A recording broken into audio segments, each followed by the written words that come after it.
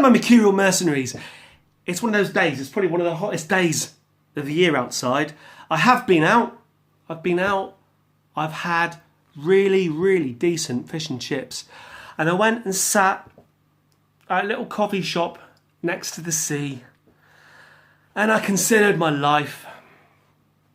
And it's one of those times when you look up at the blue sky and you think, nothing is that bad when there's a blue sky. Do you know what I mean? But it's also one of those days when you get home and you think, do you know what I'm going to do now? I'm going to sit inside in the boiling hot and just prat about with a guitar. So I've been trying to I came up with a song the other day. Do you remember? When I was standing in the kitchen recording. And I have laid down that song now. And I'm just starting to do the words for it, the lyrics for it. But rather than just finish that song, I thought what I'd do is start working on another song. Because that's what life is like sometimes. It's about continuing. Yeah? And it should also be, to be fair, it should also be about finishing what you started. But if we all finished what we started, then we'd start what we stopped. So I come up with some chord ideas here, and I thought it's just a what's a qui? It's just a quim. It's not a quim. It's definitely not quim. It's just a question of I'll tell you what, you know that phrase that God, it's hot in here. You know that phrase that I was going to say Eddie Van Halen. I actually mean Eric Clapton. Eric Clapton, Eddie Van Halen, same difference, isn't it? It's not about the notes you play. It's about the notes you don't play. No, it's not about the notes you play. It's about the spaces between the notes. And I think with most music that you can come up with in life, it's not just about the notes you play, but it's about the phrasing and the rhythm, mainly the rhythm. I've always been more of a rhythm guy than I have been a lead. I can't play lead for toffees. I've always been, not always been. Majority of the time in my bands, my kind of main band that I was in, I was the only guitarist. So I had to play lead, but overall I believe that I'm one of those people, and this is going to kill some of you out there. I'm one of those people who believes that the rhythm guitar player is far more important than the lead guitar player. But anyway, so that's where the quality comes from. Anyone can just bang out some stuff, but I want to get to all that.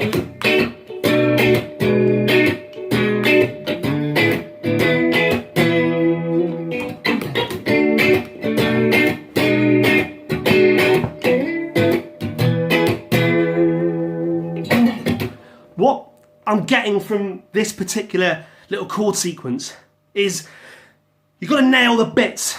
Not nail them. You've got to shoot for the bits that you feel are the most important. And for me, in this chord progression, the interesting thing is probably the fact that there's these notes kind of descending up and down. Fair enough. And you know, this one here is probably the interesting one, where the root note comes up to join. And you can do it with a sort of slide. You know what I mean?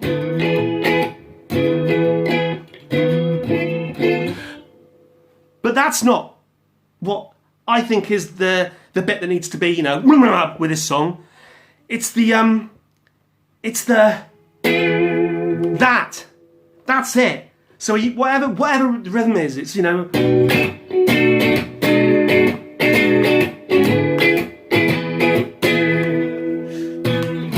that bit.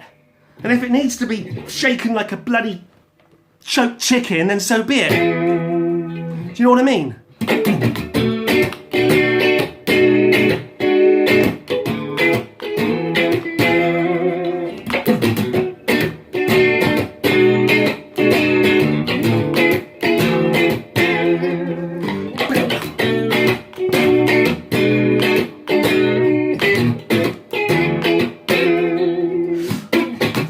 That's, for me, what is going to be the bit that when I hear that looping and hooping, looping and hooping. I'm going to hear that and I'm going to think, if I can nail it during the recording, you know what I mean? With that going down. I mean, funny enough, I've been talking about the Beatles recently, and you get this argument that Ringo Starr isn't all that much of a drummer. I would say, I don't know what, Tom Jones, it's not unusual to be loved by anyone. Do you know what? 1, 2, 3. 3 cups of fully caffeinated. Capers. 3 cups of fully caffeinated coffee. And a gallon of lost man fluid. They say that Ringo Starr, might not be all that. I'd point you back to the Eric Clapton thing. It's not the fact that Ringo couldn't do like some sort of Dream Theater, Scott Travis, thing. I would say it's all about, I keep pointing you back to a day in the life, and on this new Beatles remix thing, listen to it.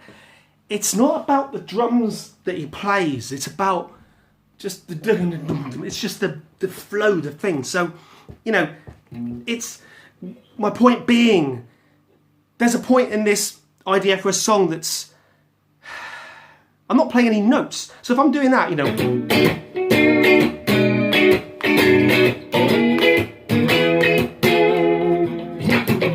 it's that bit.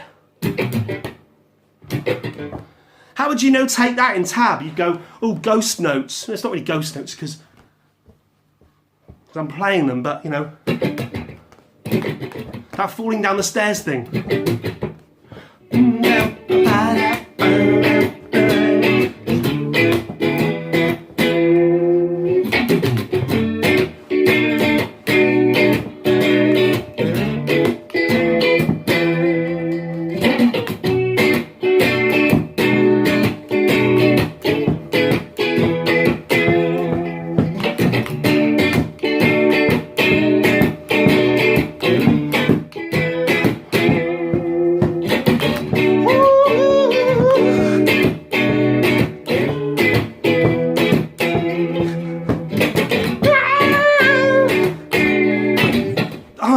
You know what I mean? It's all about the... And the... I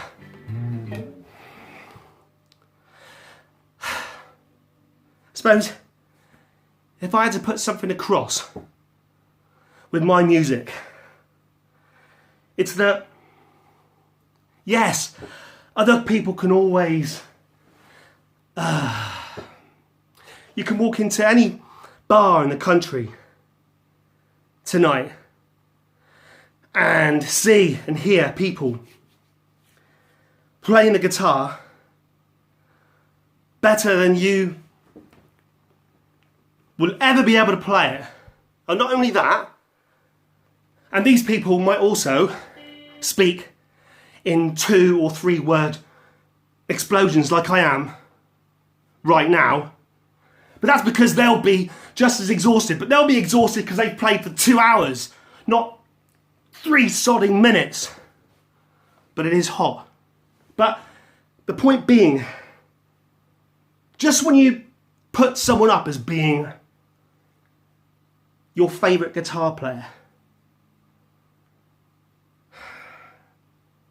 and you'll invest time as a youth talking about how great they are, telling your friends, and in this internet age you'll spend time on forums arguing about who's better,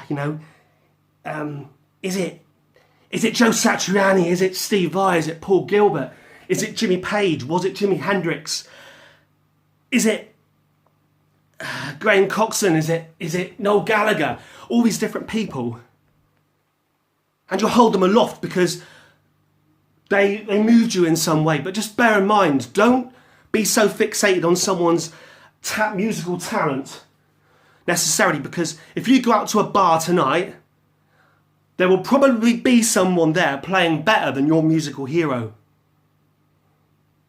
If you go into your town right now on a summer's day, you'll see a busker in the street who can play better than your musical hero. And he can certainly play better than you. He can certainly play better than me. Everyone can play better than me. So what you're looking for is a person who can move you with their music.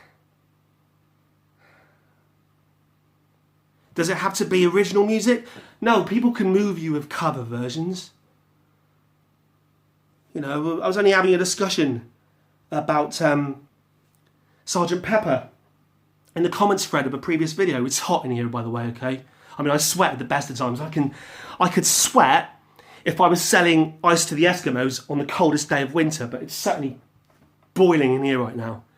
In the comments section of the Sergeant Pepper review, I think it was Podrick Floyd who mentioned that he prefers Joe Cocker's version of With a Little Help from My Friends.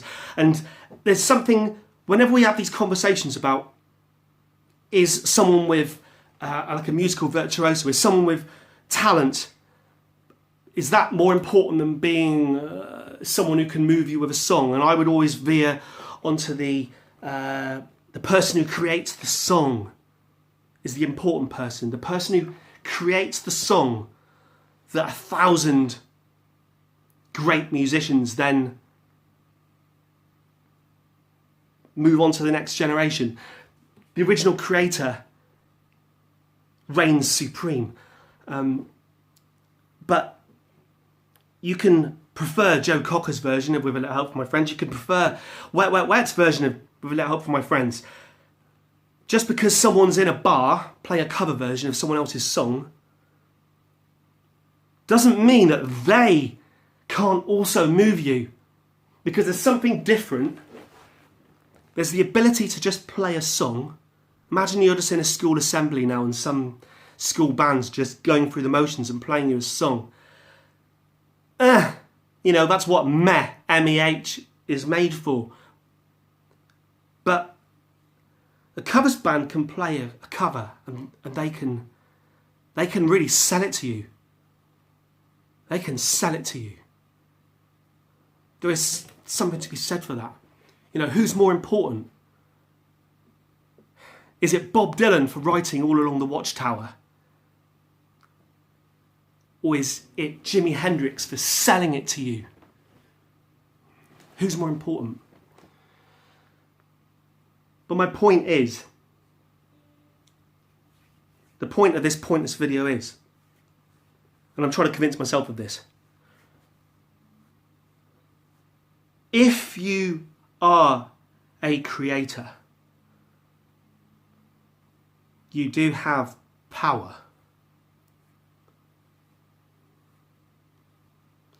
And if you're gonna sell something as a creator, make sure you put yourself into it. Put your man fluid into what you're trying to sell. Because if you think about bandwagon jumping, you'll get the originator, you'll get the New York Dolls or the Ramones or the Sex Pistols or the Buzzcocks, and then you'll get 1,000 bands that follow in their wake, and you get Britpop, and you'll get your Blurs and your Oasises and your Suedes, and you'll get 1,000 bands that follow in their wake. You'll get your Menswears and your Northern Uproars. You'll always have that. People who follow by numbers in the wake. Not everyone's going to get famous in this world. Very few are. Very, very, very few. But one thing that we can do is put ourselves into what we do. Put yourself in there. If you can, scoop the wood out of the neck and stick your arm in there. Put yourself in it. With everything you do. If you're playing the guitar, play it like you fucking mean it. Play it like you fucking mean it. If you can't play your guitar, can't play it like you fucking mean it. can't play it like you fucking mean it. If you're going to do videos, do them like you fucking mean it.